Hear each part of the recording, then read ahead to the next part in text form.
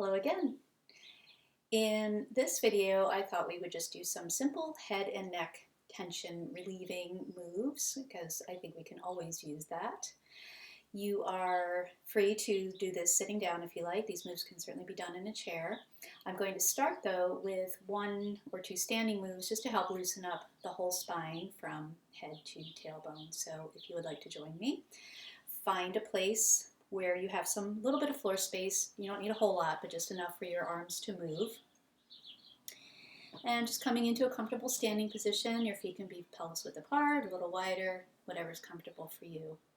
And we're going to do what is called it's a classic Qigong move called the pelvic twist. There's other names for it too, but basically we're just twisting at the pelvis. So just being really stable in your feet and turning the pelvis side to side. So that is where the movement is primarily coming from. And I say that because sometimes I see people doing this probably because you have a lot of tension in the upper body, but they're driving it with the shoulders. So in as much as you can, allow the arms to hang, allow the shoulders to relax. It teaches us, I think, as much about how we're holding tension in our upper body as it is about what's there without us holding it. But in as much as you can, let the arms just feel heavy, kind of slap on either side. Taking nice breaths in, exhale, and relaxing the chest, relaxing the abdomen, relaxing the shoulders. You can turn the head side to side too if you like. Sometimes if you have a little bit of balance issues, you might not want to do that quite so much. But mostly we're just encouraging some circulation through the spine, through the spinal cord, especially in the lower spine. And it's a nice move to do when you first wake up, or if you've been sitting for a while, you're just feeling stiff. And then as we are ready to stop, I'm not going to come to an abrupt halt, just sort of an easy, allow the motion to stop on its own.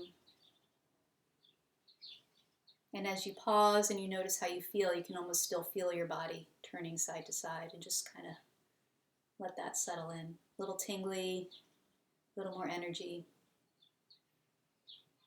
All right, so maintaining the standing position, we're going to open up the sides of the body as well as move the spine in a more lateral direction, which is not something we tend to do organically. So planting the feet again, movement is coming through the waist, and just allowing the hand to sort of slide down the seam of the pants, opening up the opposite rib cage in the waist, pushing down through the feet, bringing the torso back up, dropping down. We'll do that a couple more times on each side. So typically we inhale as we come up to center, exhale, come to the side. One more time on the other side, inhale, and exhale. And then coming back up, and just a little, we call this wagging the dog. So again, movements sort of coming from the waist muscles, feet are planted, lower body is stable, and just moving the spine side to side. Again, as much as you can keep the shoulders relaxed. Sometimes we want to drive this motion with the shoulders, and it's more coming from here. Again, just loosening up the spine. We do a lot of forward bending, a little bit of back bending, but we don't do a whole lot of lateral motion.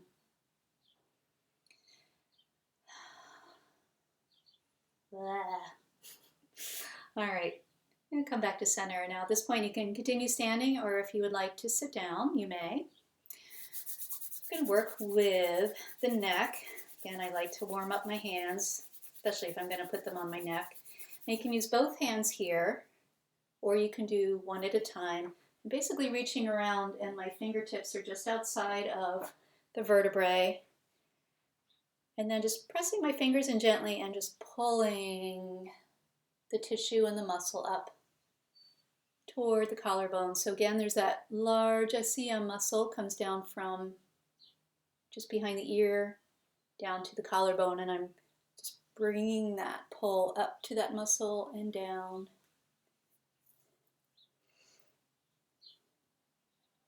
Just massaging those big ropey muscles in the back and the sides of the neck. Then we can take one hand, place the other hand on top, pull forward.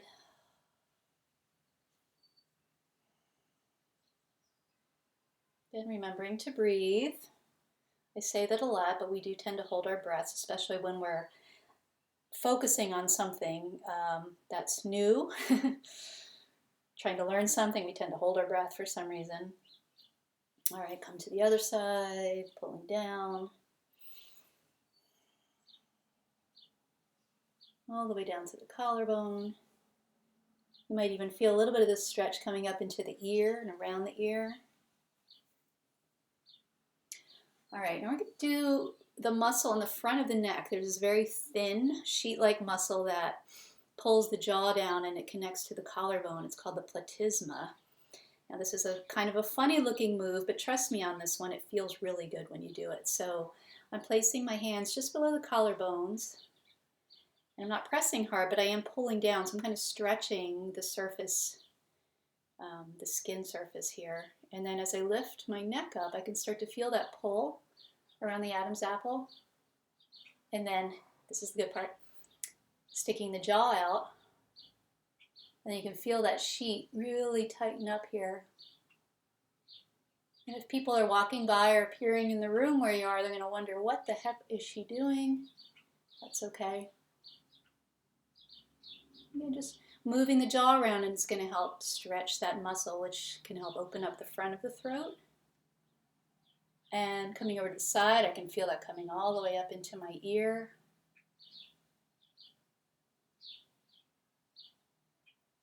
Do a little bit of very superficial light stroking. This helps move the lymph through the vessels.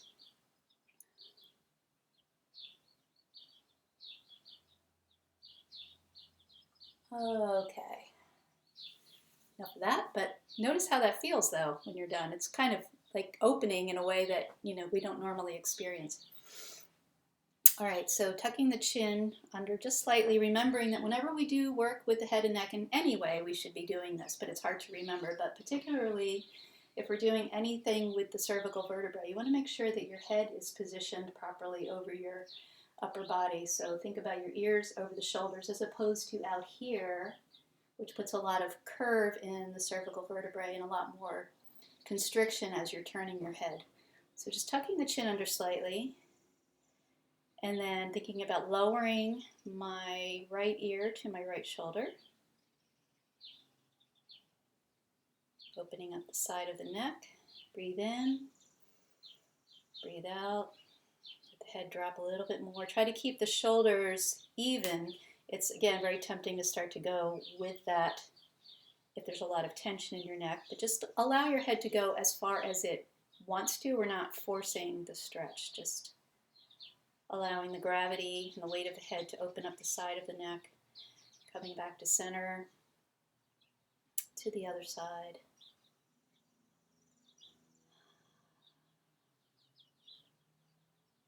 Back up to center, and I'm going to tilt my head a little bit forward and to the side, still keeping my chin tucked under. So I'm getting more of this part of the neck into the upper, just inside my shoulder blade. And then the other way, a little forward, a little to the side.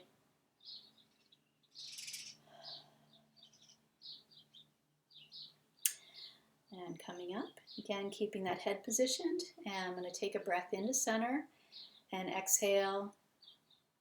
Rotate the head to the side, look over the shoulder. If I can, keep looking past my shoulder. Again, not overstretching, just thinking opening here, opening the tissue, encouraging mobility, but we're not overstretching here. You can really give yourself a headache or exacerbate any neck tension you have if you overdo it. And our bodies respond much more readily to not being forced into a position.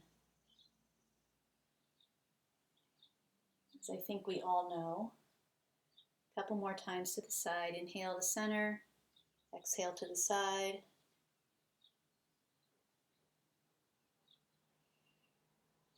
I have found this to be one of the most powerful moves I have done to relieve neck tension, but also vertigo.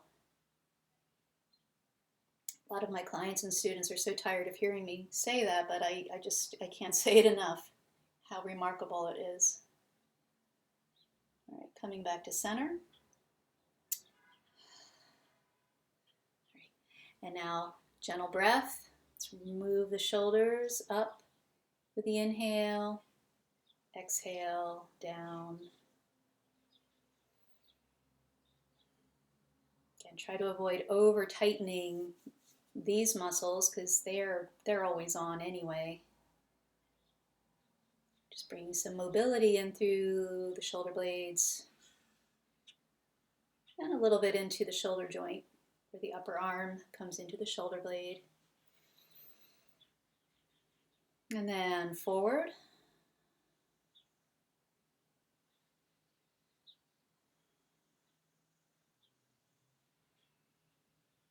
And one more time around. Shake it out, shake out the arms, shake out the hands. All right, hands in prayer position here. So a little bit of stretch through the palms, through the wrists. Again, making sure that we're not creeping up the ears, shoulders into the ears. Drop the shoulders down. Just press lightly into the palms.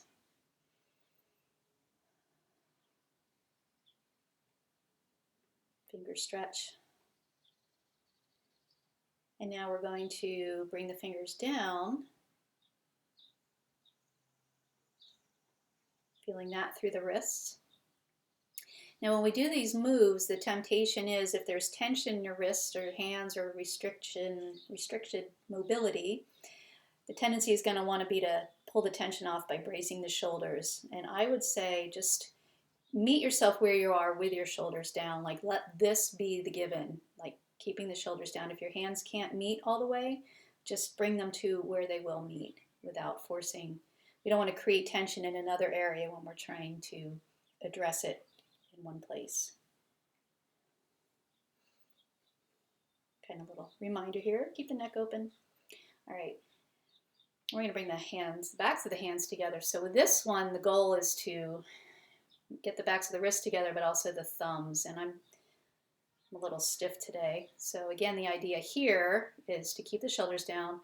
The tendency is going to want to be to come up here. But again, start where you are. If I bring my shoulders down, the backs of my hands come apart, and that's fine. It's still any movement that's different from what we're normally doing is good movement.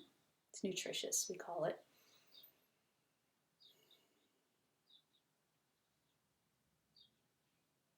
All right, a little bit more. Shake them out. Okay, those are all the stretches for today. So let's just do a little bit of breathing. So just coming back to either, if you're sitting or you're standing, just placing your hands on the area we call in Qigong the lower dantian. And it's translated as elixir field, but it's kind of your center of gravity, area between the navel and the pubic bone, that lower abdomen. And as we breathe, just allow the breath to come in and expand the abdomen just slightly under the hands.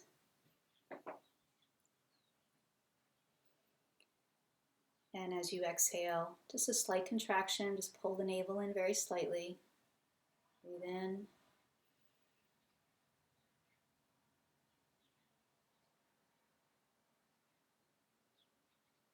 And just imagining your whole upper body, your head, your torso, the contents of your abdomen just settling into this area, just settling into the bowl of the pelvis, and just filling that area with your breath.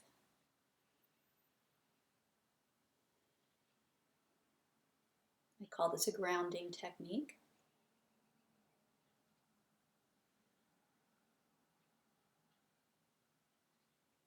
And then very gently taking one of your hands, placing it over your heart.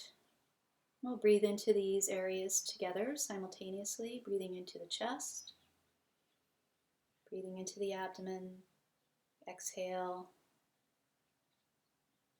Relaxing the chest, relaxing the abdomen.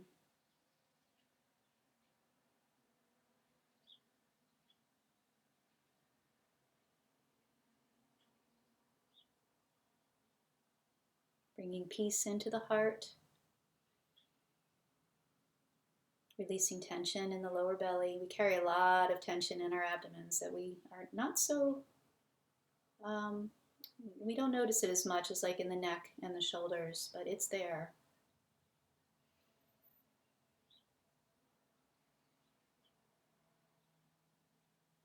And then for the last one, just place your hand gently on your forehead. Again, try to keep that shoulder down. And just breathing some stillness, some ease into the forehead. Hold a lot of tension here too.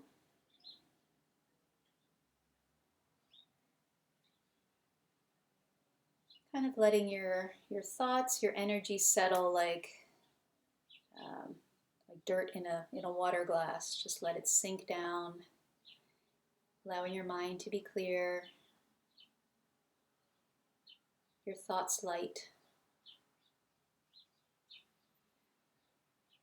Last breath in and exhale.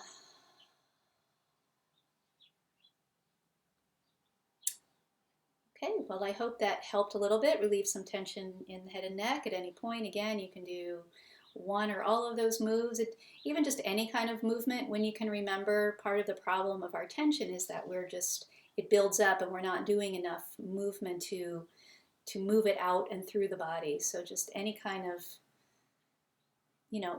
listen to what your body wants to do. Sometimes if it wants to fidget, go with it. So hopefully that helped you today. And if you have any requests for things you would like me to demonstrate to you, some other parts of the body, I can work on that as well.